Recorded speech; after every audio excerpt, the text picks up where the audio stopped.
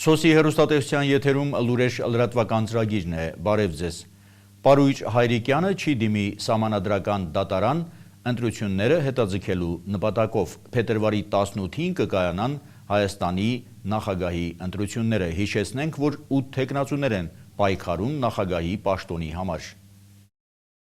Հայաստանի Հանրապետության նախագահի թեկնածու ԱԻՄ նախագահ Պարույր Հայրիկյանը չի դիմի սահմանադրական դատարան նախագահական ընտրությունները հետաձգելու նպատակով։ Այս մասին այսօր ասուլիսում հայտարարել է Պարույր Հայրիկյանի փաստաբան Լևոն Բաղդասարյանը, նշելով, որ Հայաստանի նախագահի թեկնածուի նկատմամբ թեպետ առաջացել են անհաղթահարելի խոչընդոտներ, բայց նա չի դիմելու սահմանադրական դատարան նախագահական ընտրությունները հետաձգելու նպատակով։ Էլեկտրոնային կայքերում շրջանառվող լուրերի համաձայն նախագահի մյուս թեկնածու Վարդան Սեդրակյանը հայտարարել էր, որ կայրի իր մեքենան, եթե Հայրիկյանը չդիմի սահմանադրական դատարան։ Հայրիկյանի ընտրությունները չհետաձգելու մասին որոշումից հետո Մեդիա AM-ի զրույցում Սեդրակյանն ասաց, որ խոստումը այլ կոնտեքստում էր տրված ու նա նկատի ուներ, որ եթե դա վարկանիշի հարց է, նույն կերպ նա կարող է այրել իր մեքենան։ Նա հայտարարել է, որ իր մեքենան իր համար ավելի թանկ է, քան Հայրիկյանի կյանքը։ Իսկ նախագահի թեկնածու ազգային համաձայնություն կուսակցության ղեկավար Արամ Հարությունյանի համար նախագահի թեկնածու ԱԻՄ առաջնորդ Պարույր Հայրիկյանի սահմանադրական դատարան չդիմելու որոշումը կանխատեսելի էր։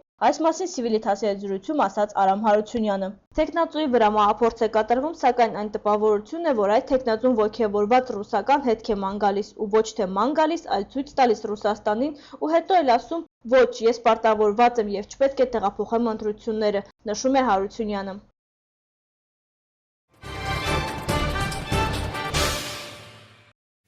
Այնուամենայնիվ, այս օրերին շրջանառվում են ընտրությունների հետաձգման գրեթե բոլոր վարկածները, հերթը հասել է Անդրեաս Ղուկասյանին։ Առայժմ նա Գիտությունների ազգային ակադեմիայի տարածքում հացադուլ է անում։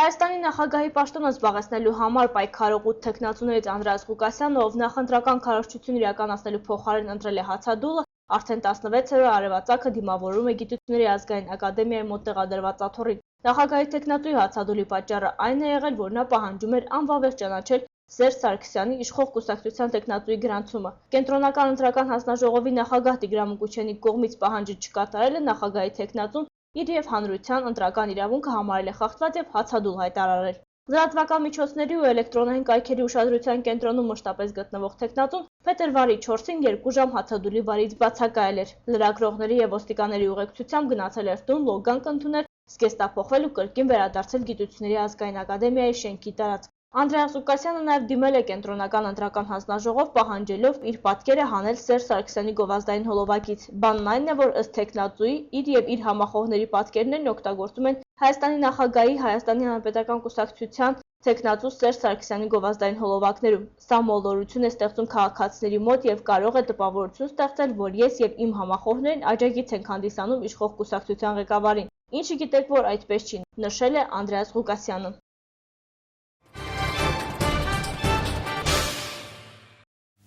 Կապանի համար 7 դպրոցում այսօր առավոտյան մեկնարկել է դպրոցականների առարկայական օլիմպիադայի տարածքային փուլը։ Առաջին օրը աշակերտները իրենց գիտելիքներն են ստուգել պատմություն, կենսաբանություն եւ ինֆորմատիկա առարկաներից։ Երեքշաբթի մեկնարկել է դպրոցականների առարկայական օլիմպիադայի տարածքային փուլը։ Մարզի 5 քաղաքային համայնքներում հարյուրավոր աշակերտներ գիտելիքների հերթական ստուգատեսին են մասնակցել։ Կապանի թիվ 7 դպրոցում 3-րդ հարկի գրեթե բոլոր դասարաններում առավոտյան ժամը 9-ից տեղ էին զբաղեցրել 3 առարկաներից՝ պատմությունից, կենսաբանությունից եւ ինֆորմատիկայից մասնակցության հայտ ներկայացրած քաղաքի եւ գյուղական համայնքների կրթօջախների աշակերտները։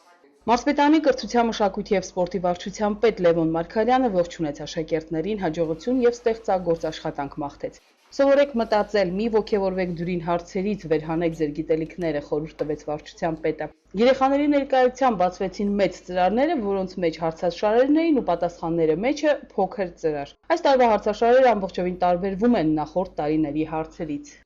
Առաջին հերթին փորձել ենք ապահովել հարցաշարերի գաղտնիությունը։ Լիահույս եմ, որ ինֆորմացիայի հոսք չի եղել։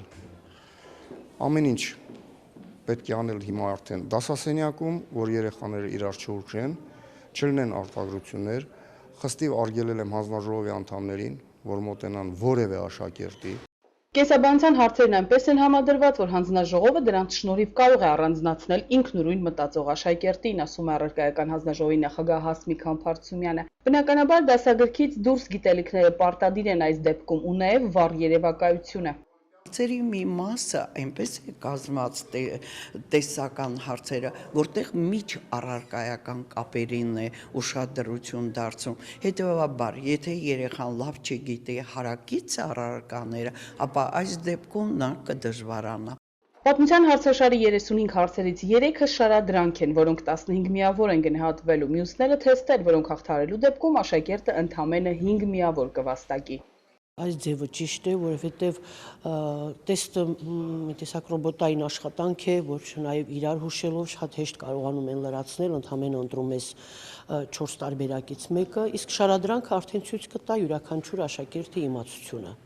Հիմնական դպրոցն ավարտելուց հետո շնորհալի երեխաները ուսումը շարունակում են ավագ դպրոցներում, մասնակցում են օլիմպիադաների ու հաղթանակներ են նվաճում, դափնիները հասնում են պարապող ուսուցչին։ Այնինչ հիմքերը գցել է մեկ այլ մանկավարժ, հաճախ էլ կրկնուսույցի մատն է խառը լինում, ու սկսվում են խոսակցությունները օլիմպիական աշակերտներ կրթող ուսուցիչների մասին։ Հասմիկ Համբարձումյանը համոզված է, որ առանց լրացուցիչ պարապելու աշակերտը չի կարող մասնակցել օլիմպիադայի ու մրցանակային տեղերի հավաքնել, սակայն լավագույն տարբերակն այն կլինի, որ հենց պարապող ուսուցչի հանձնարարականները կատարելով, ինքնուրույն պարապելով երեխան գիտելիքներ կուտակի։ Բլոկ պարապելու բարձրագույնի համար եւ այստեղ օլիմպիադայում հավանականությունը այնքան էլ մեծ չէ, բայց մի մեծ բայց էլ կա։ Եթե մենք չունենանք տաղանդավոր երեխաներ, շատ հետաքրքիր երեխաներ, որոնք այս դեպքում կստանան առավելություն, այն երեխաները, որոնք ինչ որ ուսուցչի մոտ պարապում են։ Անկախ նրանից, թե ով է դասատուն, հանրապետական օլիմպիադայում հնչում է Սյունիքի անունը, մարզի կրթական համակարգի պատասխանատուն չի ուզում ոմանց նման նեղ մտածելակերպ ունենալ։ Միաժամանակ նա չի բացառում, որ կրկնուսույցների արդյունք են նաև շատ շնորհալի երեխաներ։ Ես միշտ ցանկացել եմ, որ ունենան մեր ուսուցիչները երախտագետ աշակերտներ, երախտապարտ շրջանավարտներ, որովհետև ուսուցչի համար ավելի սպանիչ բան չկա, քան երախտամոռ աշակերտ ունենալն է, փողոցով անցնել չնկատելու տալ իր ուսուցչին, մի հատիկ բարևի է սպասում ուսուցիչը։ Իսկ այդ, որ նաև կրկնուսույց հասկացությունը կա մեզանում, ոչ ոք ժխտել չի կարող։ Երեկոյան կամփոփվեն տարածքային փուլի առաջին օրվա արդյունքները։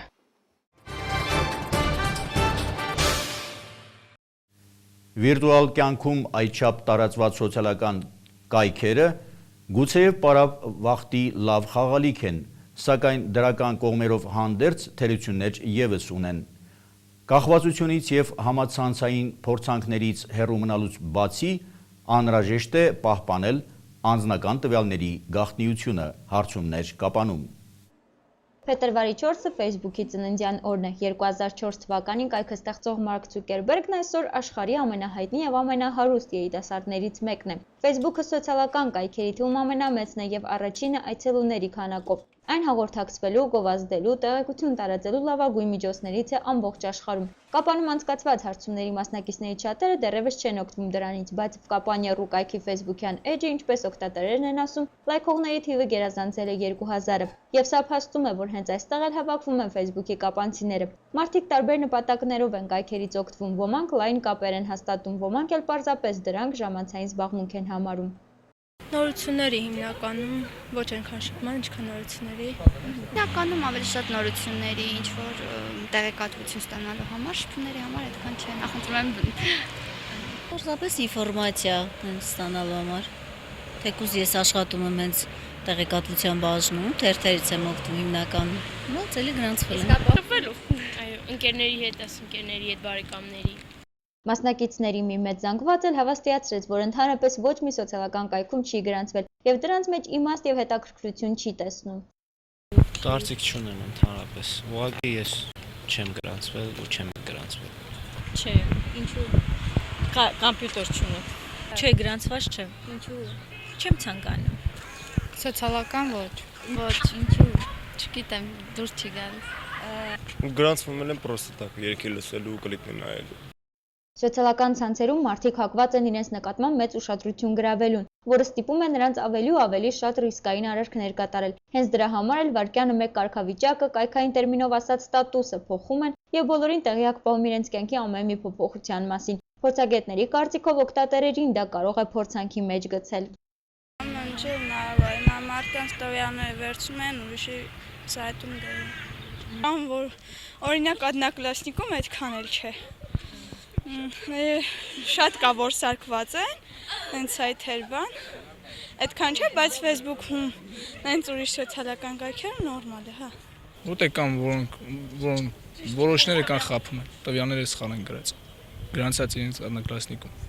Կոնկրետ հիմնականում ես Facebook-ով եմ զբաղվում, այդտեղ էլ լավ որ բան չեմ հանդիպել, одноклассникում հանդիպել եմ ու ջնջվել եմ այնտեղից։ Փակ է իմ մեջը բոլորի համար, միայն ընկերներիս համար է բաց։ Ես անձնական տվյալներից չեմ հրապարակում։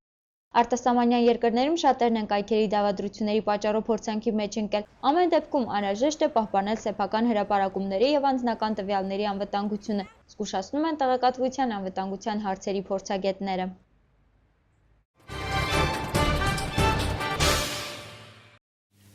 Սիրիայի ընդդիմությունը պատրաստ է բանակցություններ սկսելու Բաշար Ասադի կառավարության հետ։ Եվրոպոլի ղեկավարությունը 1.5 տարի տևած քննությունից հետո հայտարարել է, որ աշխարհի տարբեր երկրներում անցկացված հարյուրավոր ֆուտբոլային հանդիպումներ պայմանավորված են եղել։ Թողարկումը շարունակում ենք միջազգային լուրերով։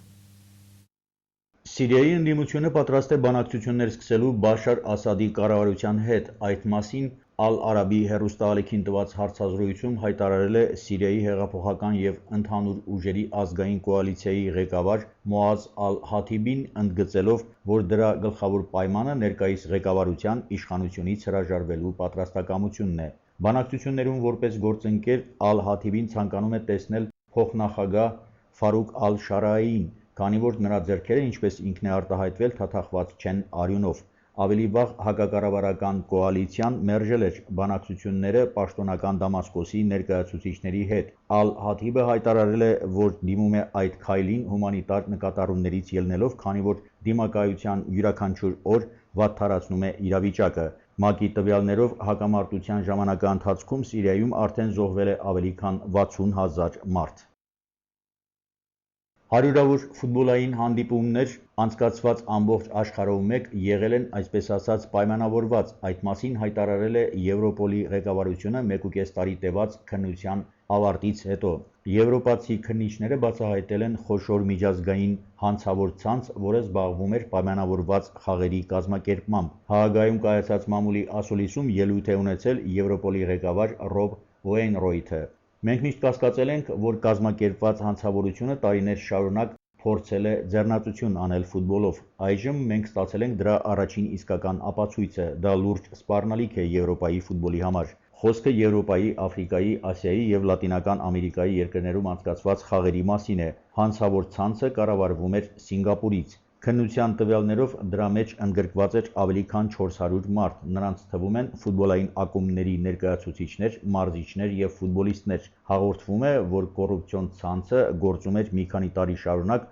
եւ հանցագործներին բերում էր միլիոնների շահույթ։ Մոտ 50 մարդ արդեն ձերբակալվել է։